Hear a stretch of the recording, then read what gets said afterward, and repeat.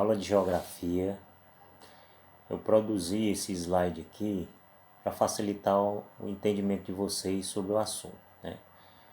Já colocamos para vocês um PDF e agora a gente vai tentar sintetizar um pouco desse conteúdo, que é a escala cartográfica. Então, o que vem a ser escala cartográfica? E, gente, no momento que vocês manuseiam um mapa, vocês observam alguns elementos lá presentes, né? Que é a legenda, a rosa dos ventos, o título e, claro, a escala, né? Que é nosso assunto aqui em pauta. Vamos passar o slide aqui para a gente dar algumas características, alguns conceitos.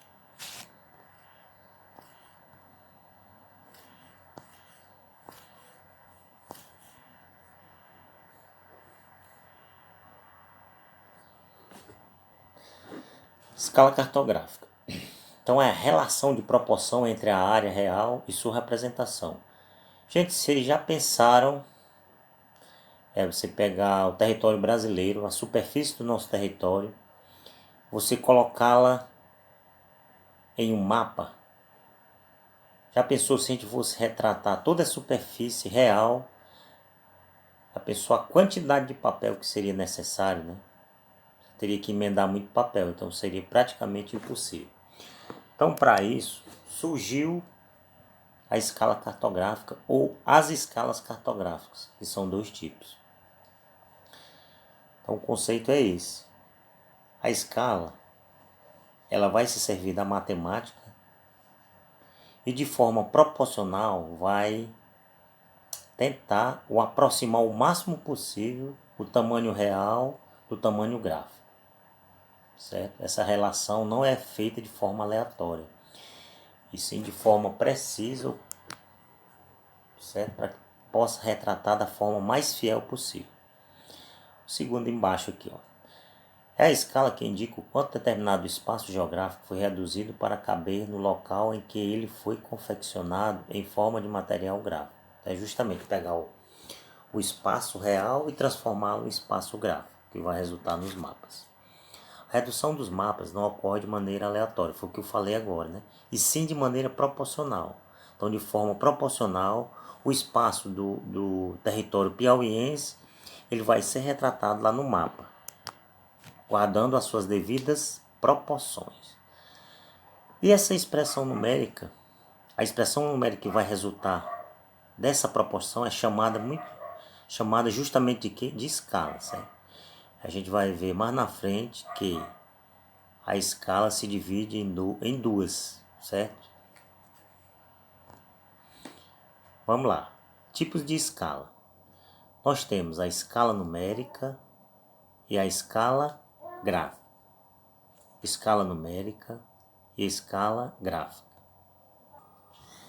Bem, observem bem aí, olha, que nós temos dois tipos de escalas cartográficas. Nós temos a escala numérica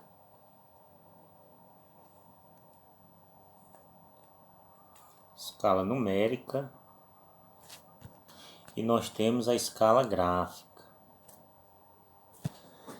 Vocês podem até me perguntar, professor, qual das duas escalas é mais cobrada em Enem, em concurso? É essa aqui de cima, a numérica. É porque a numérica você vai ter que fazer o cálculo matemático. Vamos lá. Vamos diferenciar uma da outra. A escala numérica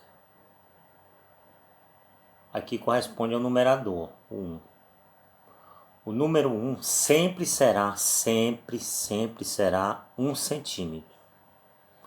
Toda vez que você manusear um mapa, que ele tiver lá escala numérica, dessa forma aqui, ou ela pode aparecer também um em cima, numerador, e os 50.000 embaixo, sempre o 1 será centímetro, corresponderá a centímetro. E o denominador, no caso aqui específico, 50.000 centímetros. Aí para isso, esses 50.000 centímetros, ele terá que ser transformado em quilômetros, é claro, né? Geralmente em quilômetros a distância entre as cidades. Professor, e essa escala de baixo? a escala gráfica. Ela é um gráfico, onde, no caso específico aqui, 1 centímetro lá no mapa vai corresponder à realidade a quantos metros? A 50, ó. 0 para cá 50, 50 para 100, claro, 50, depois 150 e assim sucessivamente. Então vocês podem observar que existe uma diferença entre a escala numérica e a gráfica, em que na escala gráfica ela já dá transformado, né? 1 centímetro, nesse caso específico aqui, corresponde a 50 metros. E na escala numérica não. Ela está toda em centímetros. Que o numerador, o 1 é 1 centímetro, e o denominador 50.000 centímetros, que ele será transformado, terá que ser transformado em quilômetros, certo? Então a gente abordou de forma bem simplificada os tipos de escala. Eu espero que vocês tenham entendido, e as dúvidas, por favor, podem perguntar aqui no privado, certo? Então o que são mapas? Qual o conceito que a gente pode dar para mapa? Bem, os mapas, o que eles são elaborados com qual propósito? De nos mostrar o que determinados aspectos do nosso planeta, em determinadas regiões, é claro, né? E eles são importantes aonde esses mapas? Na orientação e, claro, no entendimento de diversos aspectos. Mas nós utilizamos os mapas para entendermos quais são esses aspectos que a gente está mencionando. Bem, quando você pega o mapa, você observa os aspectos culturais, os aspectos sociais, os aspectos econômicos e os aspectos físicos, né? Então, a partir daí, a gente vai poder fazer uma leitura mais apurada do mapa.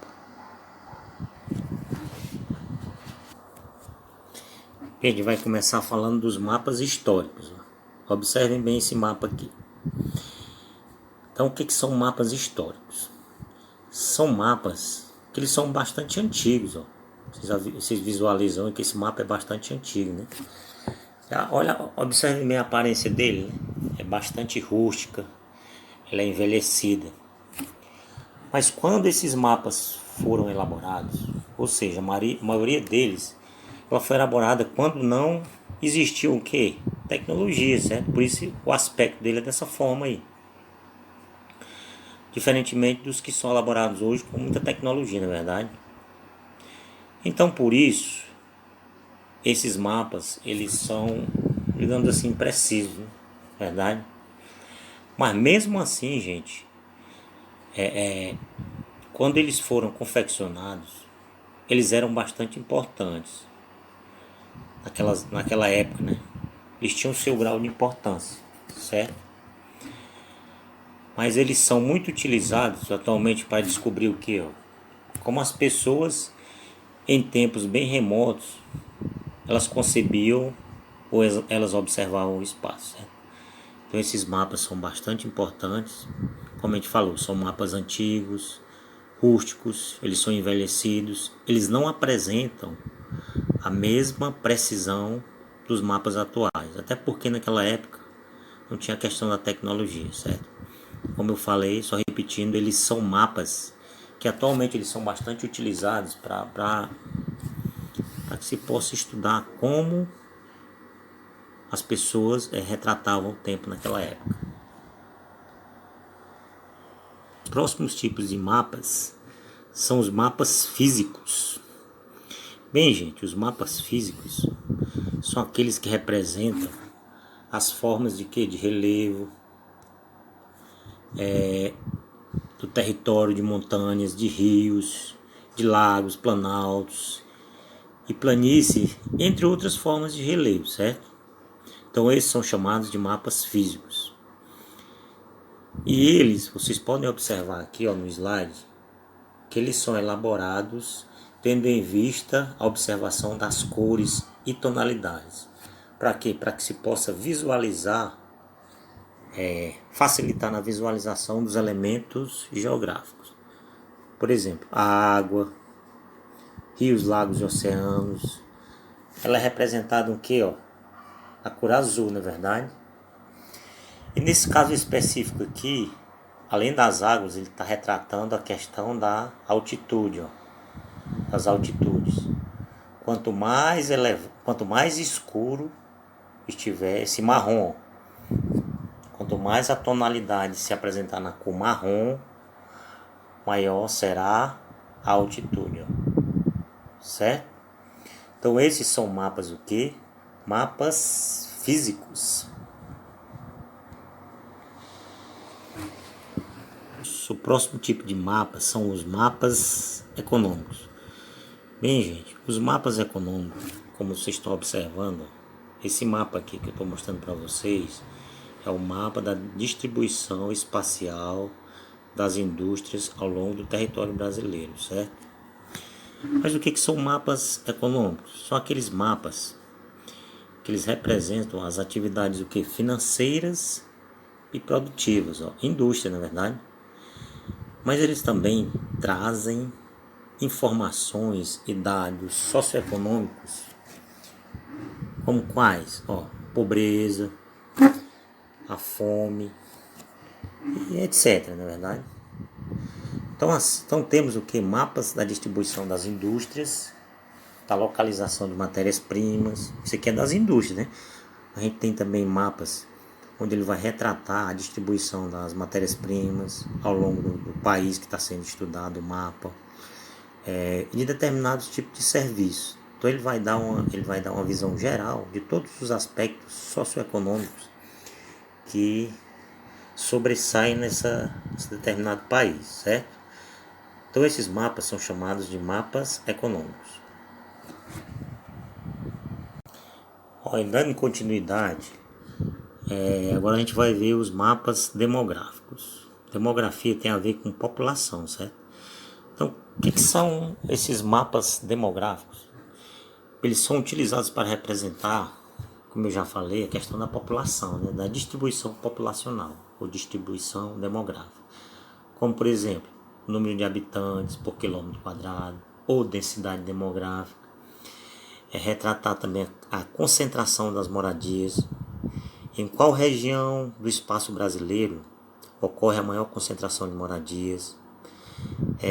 Outra questão também que os mapas demográficos eles retratam é a divisão dos agrupamentos étnicos e a densidade demográfica, como a gente falou inicialmente, né?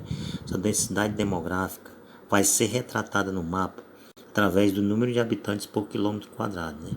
Quais são as áreas do território estudado ou do mapa estudado, mapa demográfico, vai apresentar o maior vazio demográfico ou a maior concentração de população. Então, o objetivo principal dos mapas demográficos é a questão de focar a população, a questão populacional, certo, gente? E a gente vai estudar os mapas políticos. Bem, o que são esses mapas políticos, né, pessoal? Os mapas políticos, eles vão representar o que? Eles vão retratar a distribuição de quê? Dos territórios nacionais, das fronteiras, principalmente aqui, ó, fronteiras entre os países, que nós temos os países da Europa, certo? A divisão de quê? Passar dos estados, ó. Os estados da região norte, da região nordeste, da região centro-oeste. E também a questão da divisão das cidades. Então eles são chamados de mapas políticos, certo, pessoal? Então a gente espera ter contribuído com a aprendizagem de vocês e qualquer dúvida que possam surgir, vocês perguntem. Vamos lá. Sensoriamento remoto. Observem bem as imagens, certo? Observe as imagens. Vai passando. Então, o que vem à cabeça quando ouve esse termo, quando você visualiza esse termo? O que vem à sua cabeça? Observem bem a imagem, uma imagem de satélite, na verdade. Vou passar. a imagem aérea de uma cidade, foto de satélite.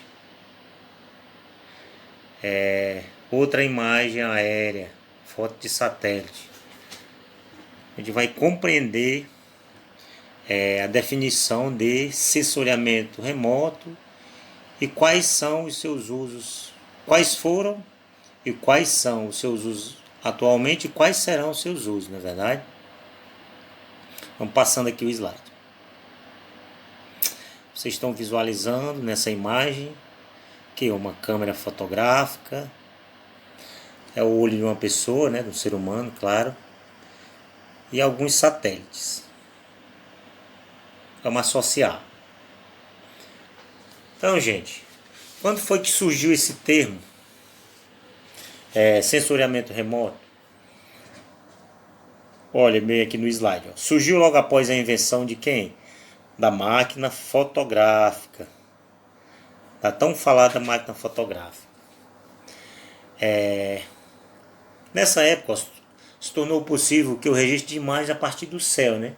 Foi justamente aí o pontapé inicial para o surgimento desse termo chamado sensoriamento remoto. Foi justamente a invenção da máquina fotográfica, né? A partir dela foi possível captar imagens aéreas da superfície terrestre. Entenderam? Vamos passando. Ó, inicialmente, o sensoriamento remoto ele era obtido através de quê? Através da utilização de, você observa na imagem, ó, de pombos, onde câmeras fotográficas elas passaram a ser acopladas no corpo dessas aves, né? Quando essas aves sobrevoavam, então elas fotografavam e, consequentemente, era feito o mapeamento daquela área, certo? Também, posteriormente, passaram-se a ser usados os balões, não é verdade? Então, os balões também, eles permitiam o levantamento fotográfico da superfície terrestre de forma aérea, claro, né? Mas quais eram e quais são, né? Na verdade, os objetivos de se fotografar, né? Então, aqui, ó, fim de captar imagens da superfície vista de cima. Geralmente, o propósito aí é o reconhecimento de quem? De lugares e a produção de mapas. A gente vai ver mais na frente que o sensoriamento remoto ele teve uma importância muito grande durante as guerras, né? A Primeira Guerra Mundial e a Segunda Guerra Mundial, onde teve-se a necessidade de, digamos assim, conhecer, de mapear, de monitorar o deslocamento do inimigo. A gente vai ver lá mais na frente, certo? Vamos lá. Olha, como a gente falou inicialmente, em tempos de guerra, essa foi também uma importante estratégia para o reconhecimento do território inimigo. Além de outras, essa foi uma importante estratégia. Por quê? Porque ela auxiliava tanto na elaboração de planos para ataque, quanto também para contra-ataque do inimigo. Então o objetivo era mapear, monitorar o território inimigo e elaborar o quê? Planos através de mapas, né?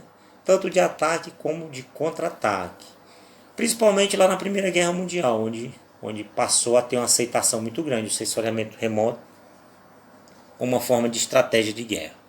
Posteriormente, com a evolução da tecnologia, né, veio também ser utilizado na Segunda Guerra Mundial e posteriormente na Guerra Fria, com o lançamento dos satélites, né, uma importante ferramenta do sensoriamento remoto.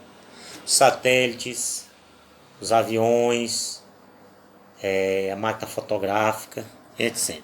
Vamos passar. Sensoriamento remoto. Pergunta-se o que?